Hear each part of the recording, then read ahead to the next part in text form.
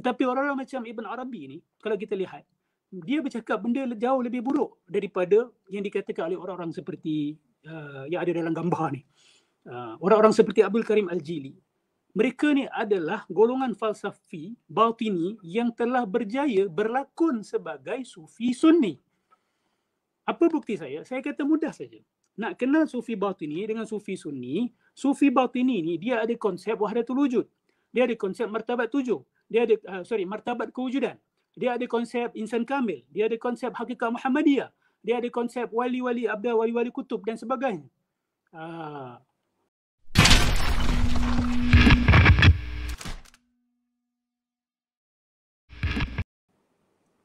Assalamualaikum warahmatullahi wabarakatuh. Waalaikumsalam, silakan. Ya Tuan. Saya secara ringkas saya nak cakap sikit lah ya. Silakan. Tentang konsep-konsep fana, tajali, apa semua tu kan. Itu ada dalam perbincangan ulama-ulama sufi. Tetapi tidaklah sejauh yang diguna pakai oleh saudara Lepat dan yang lain-lain itulah. Kalau konsep fana dalam sufi macam diterangkan oleh Dr. Hamka, dia ibarat macam ni lah. Dia ibaratnya kita ingat kepada sesuatu maka hingga kita lupa pada yang lain. Maksudnya kalau kita ingat kepada Allah, terlalu ingat pada Allah, kita lupa kepada yang lain lah.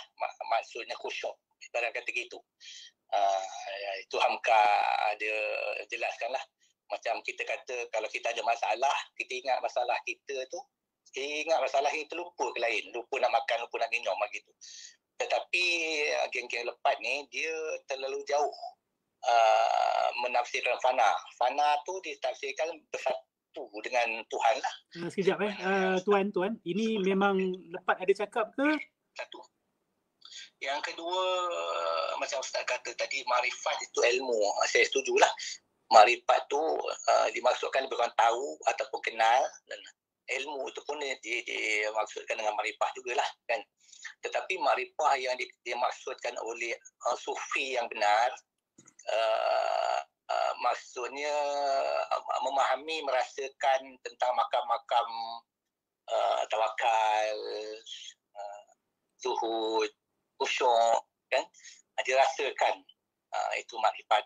Kata solat ibarat kata solat khusyuk itu adalah hakikat solat gitu.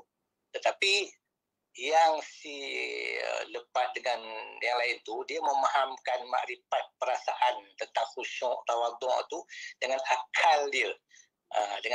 Jadi dia meraba-raba macam mana khusyuk ni, macam mana fana ni kan. Jadi diistilah-istilahkan, disebut-sebut pakai perkataan. Jadi tak dapatlah yang dikatakan tentang fana ke khusyuk yang dimaksudkan oleh sufi yang hak ni lah kan. Itu maksudnya. Dan jadi macam dalam kitab Aqidatun Najin ada sebut, dia katakan kadang-kadang kita ni, orang-orang ni dia mencuri perkataan ahli sufi. Ahli sufi yang syatahat, ibarat kata syatahat tentang fana, dia syatahat dicuri oleh orang-orang yang macam kita ni lah, macam geng-geng tu. Maka dibuat kalam, dibuat kaul, dibuat khiyal, dibuat ilmu. Maka difahamkan secara zahir kalam sufi yang syatahat tu. Jadilah ajaran-ajaran yang batiniah ni. Gitu. Sebab apa, macam Al-Halash kan, Syekh Junaid dalam kitab Aqidatun Najin pun dia disebut, Syekh Junaid kata bila dia tanya adakah harus Al-Halash ini dibunuh kan, dalam kitab tersebut dia kata Syekh Junaid kata pada zahirnya haruslah dia dibunuh. Dia tengok pada zahir kan. Jadi sangat salah lah kalau geng-geng Lepat tu dan yang lain tu mengambil zahir perkataan ahli sufi ni. Dan kita pun kena tengok juga, kalau macam Syekh Siti Jenar bercakap yang Menenggalu Gusti apa ke, yang dia kata bila telah bersatu antara makhluk dengan hamba, tiada lagi aku, tiada lagi Tuhan kan. Kita kena tengok jugalah, kalau pada saya kita kena tengok adakah dia bercakap tu dalam keadaan fana, khusyuk dan sampai timbul syatahat, kan. Kita boleh pertimbangkan. Tapi kalau dia bercakap dalam keadaan sedar apa yang dia cakap tu, maka tak syak lagi orang kata zindik ni lah. Itu saja, kan. Jadi pada saya macam geng-geng lepat dan lain-lain tu, dia salah jalan pengambilan, maka dia buatkan kaul, buatkan qiyal. Jadi bila salah, dia ajar murid-muridnya salah yang berterusan. Salah yang berterusan sampailah kiamat, kan. Jadi kadang-kadang benda ni kena jelaskan mengikut ajaran sufi yang hak, kan. Sebab apa? Batiniah, ajaran Greek, falsafah tu, kan, kita tak boleh juga nak disebahkan kepada sufi yang hak. Maksud saya sufi yang hak, jangan bukan sufi yang palsu ni. Sufi yang palsu ni kita tak masuk dalam kita punya bicara tasawuf. Kalau yang macam menafsirkan alam ahadiyah, wahdah, wahidiyah tu dengan secara akal, secara limpahan, kan, secara bertakluk pada masa, itu kita abaikan. Itu memang orang kata penafsiran yang palsu, kan. Itu sebabnya kadang-kadang dalam maaf ya saudara, boleh ringkaskan ya? Apa ni ustaz yang pengkajian ajaran sesat tu siapa tu? Abdul Fattah Harun. Ada sebut tadi. Saya ada terbaca buku tu bahawa martabat ahadiyah, wahdah, wahidiyah tu adalah pandangan akal orang yang arif. Pandangan akal, pandangan batin orang yang arif. Bukan pandangan orang kata baca-baca saja. Lepas tu dia buat kaul, buat qiyal, lepas tu dia ajar pada orang. Jadilah batiniah. Itu sebabnya tasawuf ni asalnya murni daripada salaf, salihin, kan. Lepas tu bila benda ni dia mainkan dengan akal, maka wujudlah manhaj tafsiran batiniah. Gitu. Jadi pada saya kita kena bezakan jugalah, kan. Jangan kita tasawuf yang murni tu kita kulhumkan dengan batiniah. Itu sajalah. Terima kasih. Wallahualam. Terima kasih saudara Sahil Talib ya. Baik.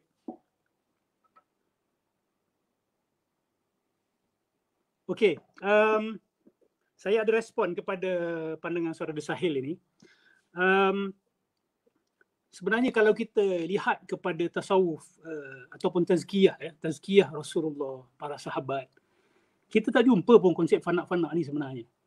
Okey, kalau kita nak kata bahawa fana itu ialah kita terlalu mabuk cinta dengan Tuhan sampai kita hilang kesedaran kepada diri kita, itu saya pernah jelaskan. Itu kita boleh terima sebagai wahdatus syuhud, ya. Dan wahdatus syuhud ni berlaku kepada sesiapa saja sebenarnya. Kan, bila seseorang tu terlalu fokus pada kerja, dia terlalu cinta kepada orang tertentu, dia boleh lupa pada diri dia sendiri. Wahdatus syuhud ini, it's a psychological experience. Dia not necessarily a spiritual experience. Tapi bila fana baqa yang dicerita oleh orang-orang seperti Ibn Arabi contoh. Okay. Ramai orang suka mengkritik Wan Hizam, Lepat, Haji Syari. Tetapi orang-orang macam Ibn Arabi ni, kalau kita lihat, dia bercakap benda jauh lebih buruk daripada yang dikatakan oleh orang-orang seperti yang ada dalam gambar ni. Orang-orang seperti Abdul Karim Al-Jili. Mereka ni adalah golongan falsafi batini yang telah berjaya berlakon sebagai sufi sunni. Apa bukti saya? Saya kata mudah saja. Nak kenal sufi batini dengan sufi sunni, sufi batini ni dia ada konsep wahdatul wujud. Dia ada konsep martabat tujuh. Dia ada martabat kewujudan. Dia ada konsep insan kamil. Dia ada konsep hakikat Muhammadiyah. Dia ada konsep wali-wali abda, wali-wali kutub dan sebagainya. Ustaz, adakah semua orang yang percaya benda tu batini? Bergantung. Ada yang cuba mengsunnikan teori-teori ini. Ini menambah lagi kekeliruan. Golongan yang buat kerja ni, mereka menambahkan lagi kekeliruan di kalangan umat Islam sebenarnya. Hakikatnya awal-awalnya tak ada pun cerita-cerita tu. Nabi tak pernah cerita wahdatul wujud. Nabi tak pernah cerita martabat kewujudan. Nabi tak pernah cerita hakikat Muhammadiyah. Nabi tak pernah cerita Nur Muhammad. Nabi tak pernah cerita fana. Nabi tidak pernah cerita baqa yang diceritakan oleh Ibn Arabi. Kalau fana sifat mazmumah dengan baqa dengan sifat mahmudah, okey, kita tak ada masalah. Tapi fana yang mereka maksud ni adalah konsep diri ni benar-benar lebur. Konsep diri ni benar-benar lebur sehingga yang ada hanyalah di hanyalah dia. Yang ada hanyalah dia. Mungkin ada yang kata, Ustaz, habis hadis yang kuntu sam'ahu alladhi yasma'u bihi wa basarahu alladhi yubsiru bihi, kan, bila Allah mencintai hamba dia, maka Allah akan jadi, ini literal, terjemahan literal, akan jadi telinganya di mana dia mendengar dengannya, mata dia di mana dia melihat dengannya. Kita rujuklah tafsiran para ulama yang muktabar kita, apa yang mereka faham dengan hadis ini. Dia jelas, maksud dia, pandangan mata dia akan dipandu oleh Allah Subhanahu Wa Taala. Kita bila bab takwil ayat Quran, kita tahu nak kata, oh ni kena takwil, kan? Bila ada golongan tertentu yang kata ambil zahir lah, tangan-tangan lah, kan? Duduk istawa lah, kan? Tapi bila sampai hadis-hadis Nabi yang macam ni, saya lihat golongan sufi-sufi ni pun mengambil secara literal, bahkan lebih literal lagi. Daripada sebahagian golongan, bahkan lebih literal daripada sebahagian golongan Mujassimah. Bahkan Ibn Arabi sendiri pernah mendakwa dalam kitab Fususul Hikam. Dia kata Allah akan jadi ainul a'dha, dia akan jadi hakikat zat anggota tubuh kita. Sebab dia guna hadis tersebut. Nampak? Dia ambil secara literal yang melampau. Sehingga melanggar akidah Ahlussunnah wal Jamaah. Jadi saya ulang lagi sekali. Akidah tasawuf asal Ahlussunnah wal Jamaah tak ada semua ni. Kita kena terima. Kalau ada, tolong bawakan. Contoh, saya bawa konsep syatahat. Mana timbul konsep syatahat ni? Daripada Al-Quran, daripada sunnah Nabi SAW. Mana cerita Nabi bersyatahat? Mana cerita para sahabat bersyatahat? Tak ada cerita ni. Isu syatahat ni hanya timbul apabila umat Islam mula come into contact with the Greek civilization, with the Persian civilization, with the Hindu civilization. Buka kitab Al-Biruni, dia pakar falsafah India. Dia mengatakan bahawa konsep wahdah ni, wahdatul wujud ni, umat Islam ambil daripada kitab Patanjali. Sebab Patanjali dah cerita benda ni dah. Tak silap saya, Patanjali ni ada kaitan dengan falsafah Advaita Vedanta. Nabi tak cerita. Umat Islam hanya mula cerita benda ni lepas dia baca falsafah Greek, falsafah Hindu, falsafah Parsi. Nabi tak cerita. Jadi bila kita nak kata syatahat ni ada Nur Muhammad, ada hakikat Muhammadiyah, ada, memang ada dalam diskurs Sunni hari ini. Tetapi hakikatnya dia adalah satu kemasukan yang cuba disunnikan. Dan bagi saya satu kerja yang bahaya buat benda tu. Sebab orang jadi keliru. Kan? Mana satu yang sunni, mana satu yang tidak sunni, mana satu wahdatul wujud yang sunni, mana satu wahdatul wujud yang bukan sunni. We don't need this concept in the first place. Kita tak perlu pun pada konsep wahdatul wujud ni pada hakikatnya. Kita tak perlu pun pada konsep fanak bakak dan sebagainya. Saya tahu ada ulama-ulama yang menulis tentang benda ni. Bahkan ulama yang dikira sebagai konservatif seperti Ibn Taymiyah pun ada satu kitab tasawuf, dia bercerita berkenaan fanak dan bakak dan sebagainya. Bagi saya itu penjelasan psychological. Okay? It's a psychological experience sebenarnya. Kalau nak kata, okey Ustaz, mungkin tu ada juga pengalaman ataupun elemen rohani, okey. Kalau ada pun, bismillah. Tetapi itu bukan satu kenyataan kebenaran. Bukan satu kenyataan kebenaran. Bila dah jadi satu kenyataan kebenaran, dibawa sebagai benda tu adalah benda akidah, itu menjadi masalah. Okey, Ustaz, tapi sufi-sufi ni dia orang tak pernah dakwa pun benda tu akidah. That is not true. That is not true. Okey, konsep wahdatul wujud ni sebenarnya adalah akidah. Hakikat Muhammadiyah dia jadi akidah hari ini. Konsep Nur Muhammad dia jadi akidah hari ini. Bahkan siapa yang tolak hakikat Muhammadiyah, Nur Muhammad yang dipandang enteng sekarang ni. Mula dipersoalkan akidah mereka. Tak percaya hakikat Muhammadiyah, tak percaya Nur Muhammad. Sebenarnya yang percaya ni yang kena defend. Mana hang dapat benda ni? Mana kamu dapat? Ulama hadis muktabar dah sepakat bahawa hadis Nur Muhammad adalah palsu. Hadis Nur Muhammad adalah palsu. Dalam Quran tak ada cerita pun pasal Nur Muhammad ataupun hakikat Muhammadiyah. Yang datangnya daripada Syiah Ismailiyah. Hadis-hadis palsu ini. Sebab dia orang pun ada cerita Ali itu Nur Allah. Daripada Ali terpancar segala-galanya. Kristian pun ada, Jesus lah Nur Tuhan, Nur yang pertama itu. Dan daripada Jesus itu terpancar segala-galanya. Umat Islam pun nak mengikut juga, nak masuk dalam lubang biawak yang sama. Ini pelampauan dalam cinta kepada Nabi SAW. Cukuplah kita berpegang qul innama ana basyarum mithlukum. Cukup. Itu pegangan yang lebih tinggi daripada pegangan hakikat Muhammadiyah. Itu pegangan lebih tinggi daripada pegangan Nur Muhammad sebenarnya. Jadi saya setuju dengan sebahagian dikatakan oleh saudara Syahil tadi. Tetapi saudara Syahil kena lebih teliti, ya. Sebahagian yang dianggap sebagai tasawuf Sunni pun sebenarnya adalah datang daripada elemen batiniyah. Sama juga dengan Syekh Siti Jenar itu. Okey, amalan sesahidannya itu. Amalan sesahidannya itu adalah amalan yoga sebenarnya. Amalan yoga. Okey Ustaz, macam mana lagi kita nak bezakan? Dia begini. Aliran Batiniyah ni, dia tak akan datang dengan akidah-akidah tertentu saja. Dia akan datang dengan beberapa amalan-amalan sekali. Kalau kita perasan, golongan yang mendakwa Sunni, Sufi Sunni ni, tetapi mengikut Ibn Arabi, mengikut Abdul Karim Al-Jili, kita akan perasan mereka bawa masuk juga wafak.